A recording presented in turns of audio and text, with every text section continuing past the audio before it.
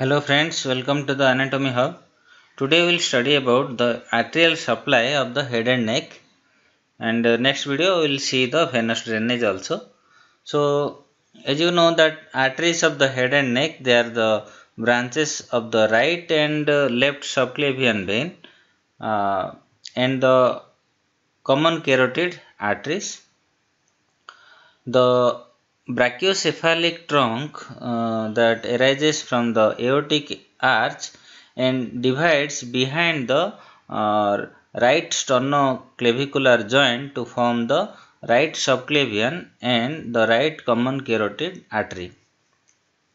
The left subclavian and the left common carotid artery direct branches of the aortic arch in the superior mediastinum of the thorax.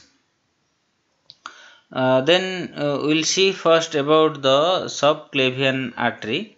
So as you can see here, the subclavian artery, the left subclavian artery over here, and so the subclavian artery, they enter the neck through the superior thoracic aperture and they pass laterally between the anterior and middle scalene muscles. Here you will find two branches, the vertebral artery that arises here and the thyrocervical trunk that you can observe here. So this is your thyrocervical trunk and this is your vertebral artery. So these two branches they arise medial to the anterior scalene muscle on each side and supply the structures in the head and neck region. The vertebral artery that you can see here in this picture that passes posteriorly in the neck region and it ascends upward through the transverse foramina from C6 to C1 vertebrae and enters the foramen magnum at the base of the skull that you can observe here. So after this foramen magnum, it ascends upward towards the pontomedullary junction, means you will find the medulla and here is the pons, and at this point you will find these two vertebral arteries, they unite together and forms here the vertebro-bacillary artery. So this detailed arterial supply we will study in our neuroanatomy, not necessary to memorize all these things.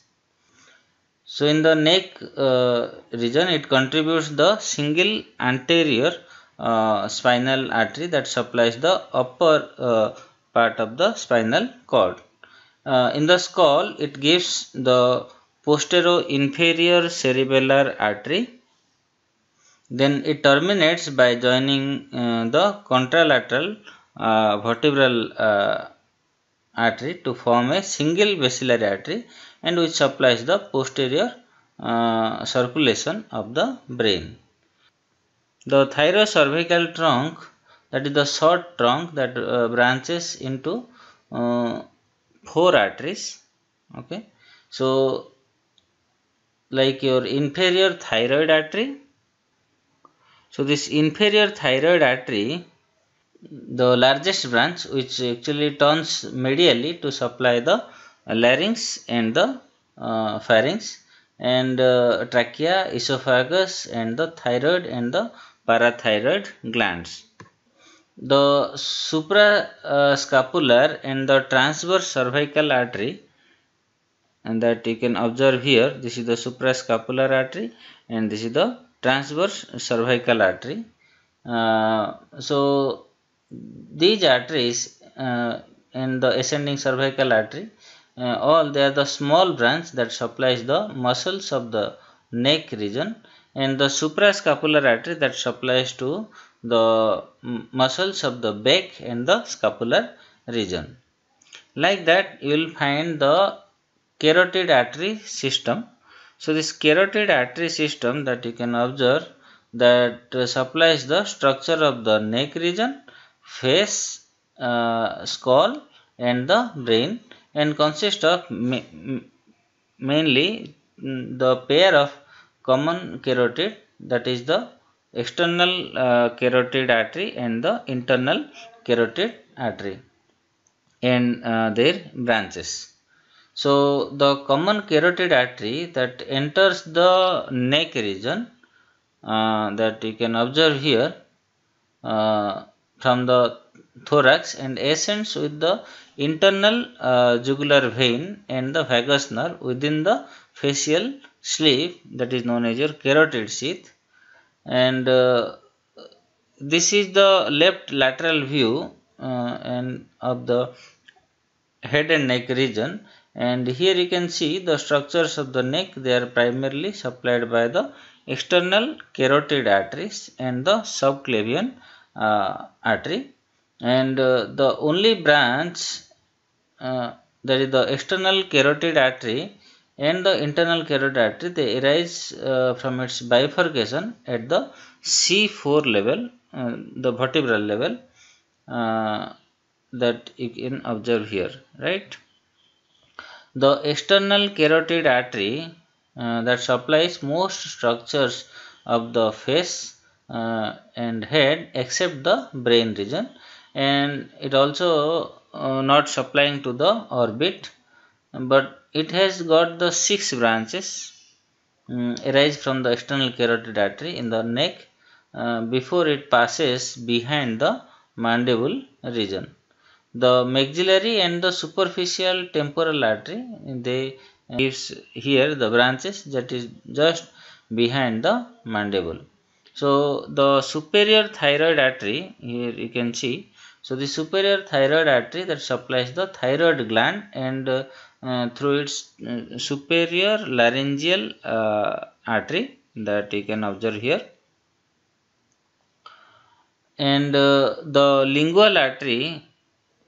Here you can see the lingual artery that supplies the posterior tongue and the floor of the mouth, and you can see the facial artery. So this facial artery that ascends deep to the submandibular gland, and which also supplies to this gland, and cross the mandible from below to enter the face, and it passes lateral to the corners of the mouth over here, means and it terminates near the middle angle of the eye is the angular artery. So the branches of the facial artery that you can observe here, that it's the submental artery that you will find over here, and the tonsillar branch also. So this in the neck, and the superior and inferior labial artery that you can observe here, the superior labial and the inferior labial artery, and the lateral nasal artery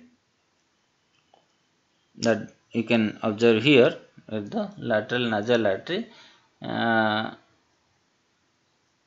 and you'll find the occipital artery also from here. So this occipital artery supplies branches to the posterior part of the scalp, and the ascending pharyngeal artery that you can observe over here, this is your ascending pharyngeal artery that sends branch to the pharynx, ear, and the deep part of the neck muscles. Then you'll find the posterior auricular artery that you can see over here, that passes posteriorly to supply the scalp and behind the ear region. Then you'll find the maxillary artery that is over here, that is posterior to the mandible and passes medially through the infratemporal and the pterygopalatine fossa, that you can observe at this point. So this is the maxillary artery, and how it goes medially and passes through the infratemporal fossa and enters into the pterygopalatine fossa. And this artery, it supplies most structures of the face region. So the division of the maxillary artery that we will see. So here you can see the division of the maxillary artery.